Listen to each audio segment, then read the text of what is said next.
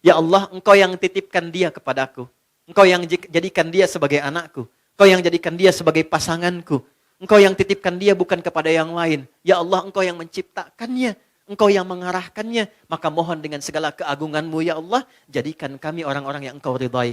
Rubah kami menjadi lebih baik, lebih lembut, lebih damai, lebih tenang. Kalau dengan permohonan dan air mata aku tumpahkan belum juga terkabul, maka tunjukkan kepadaku saat ini dengan cara apa lagi bisa aku memohon padamu. Itu. Saya sering mengambil rasa itu dalam diri itu. Dan itu cepat, kadang-kadang belum minta sudah diberikan.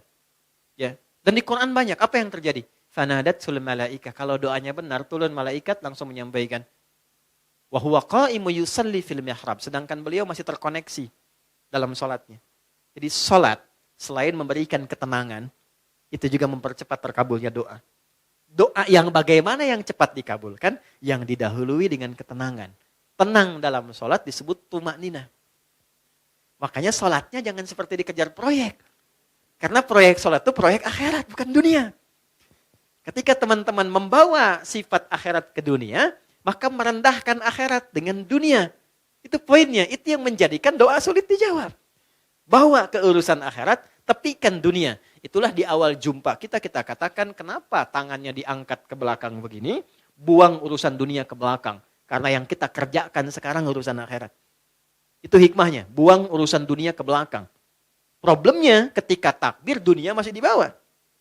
Allahu Akbar. Aduh, konten belum jadi nih. Sepatu ketinggalan nih, gitu kan? Aduh, di mana tadi nyimpen kendaraan, kan? Masuk. Padahal kata Nabi sederhana, buang urusan dunia ke belakang. Ya, angkat tangannya, buang urusan dunia ke belakang, pasrahkan kepada Allah. Lipat tangan begini, ya kan?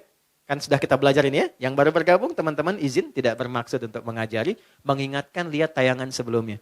Kenapa kiri didahulukan daripada kanan? Sudah kita bahas. Kiri gambaran hal yang kadang-kadang divisualisasikan atau digambarkan hal yang kurang baik. Aliran kiri, tangan kiri, pekerjaan kiri kadang kurang bagus kan ya gambarannya. Maka kanan gambaran yang baik. Asal sholat itu asalnya begini. Tidak bersedekap. Terjadilah satu peristiwa, seseorang pernah berbuat salah. Kesalahannya fatal. Lalu ia datang mengadu pada Nabi untuk konsultasi. Ya Nabi, hukum saya sekarang daripada saya malu dihukum Allah di akhirat. Sahabat itu dulu begitu. Saya pengen selesai di dunia, gak mau dibuka di akhirat. Karena kalau di dunia ditutup, viral di akhirat itu lebih banyak. Semua dibuka kan? Semua. Sekarang mau ditutup bagaimana? Yang tahu mungkin kita pribadi, teman dekat. Tapi di akhirat semua tahu. Oh gitu Adi Hidayat. Kelihatannya baik. Tapi dibuka satu-satu. Diperlihatkan. Ya, yang baik, yang buruk dibuka. Makanya visi sahabat, saya tidak mau di akhirat dibuka karena viralnya makin luas. Pengen diselesaikan di dunia. Jadi ketika Nabi akan sholat, datanglah orang sahabat ini, tidak disebutkan namanya.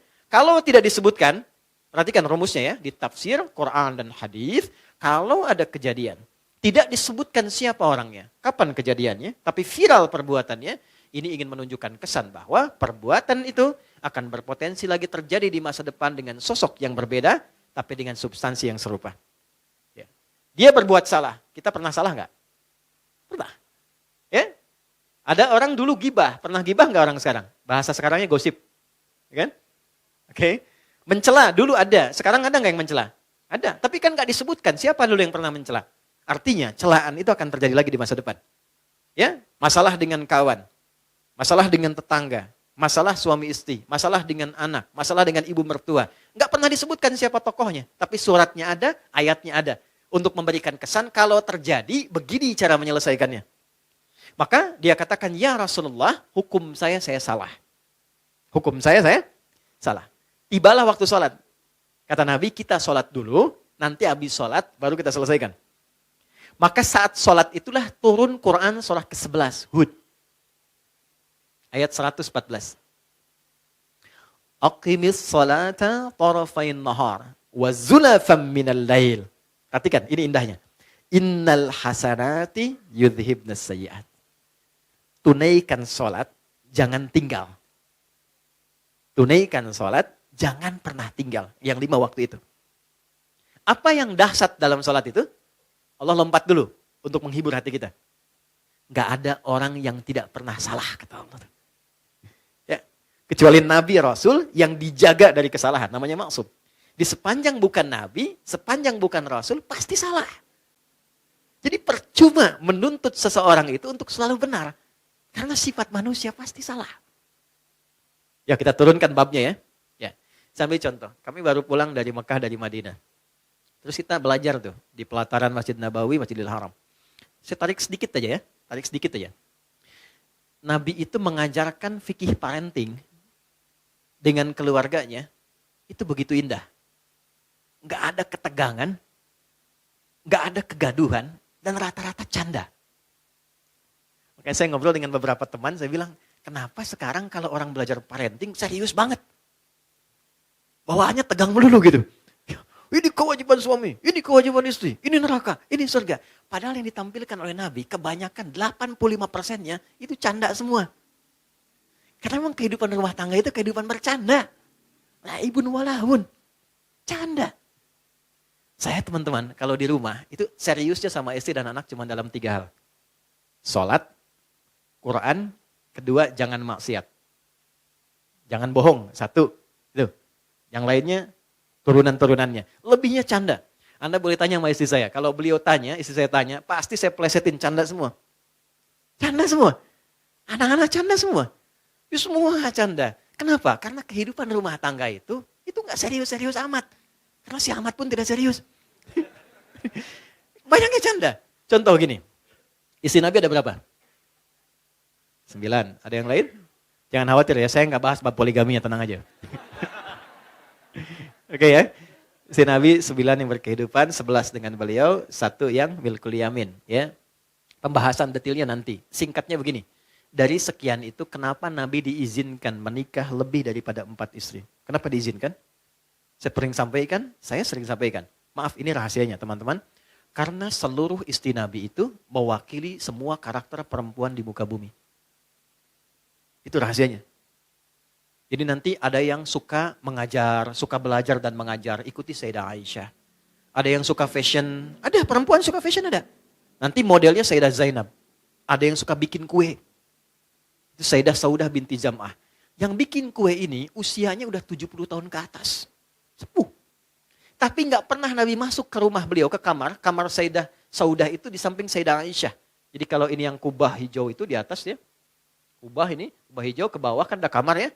Ini kamar Sayyidah Aisyah, ini kamar Saudah binti Zam'ah. Sayyidah Saudah binti Zam'ah. Ini sudah sepuh. Hobinya bikin makanan. Nabi pulang, sedang bikin adonan tepung. Itu tepung adonannya dicolek oleh Nabi, kemudian dicolekkan di kedingnya dan ketawa bersama. Kalau bahasa kita tuh panggil sayang. Sayang apa kabar? Gede, masih ketawa. Ya, kapan kakek nenek kita tuh panggil sayang pada pasangannya tuh? Anda bisa kebayang nggak? Jadi semua masuk ke rumah itu semua hiburan. Ada istri Nabi yang senang curhat, ada. Kalau ke rumah tuh cerita, kan? Ada hadis di Al-Bukhari panjang banget. Panjangnya itu cuma satu intinya. Suami mendengar curhat istri. Dan gak pernah dipotong, didengar aja. Karena tahu 8 jam ditinggal, 12 jam ditinggal itu pasti ada sesuatu yang dipendam. Jadi Nabi selesaikan dengan mendengar aja, gak pernah dipotong, dengerin ya terus. Ya, istri kan prinsipnya cuma satu, ya, gak pernah menginginkan suami merasa benar. Gak pernah berharap begitu, cuman tolong pahami, merasa bersalahlah sekali gitu ya. Ini, gak apa-apa, dengerin. Itu ada hadis di Al-Bukhari panjang, dengarkan.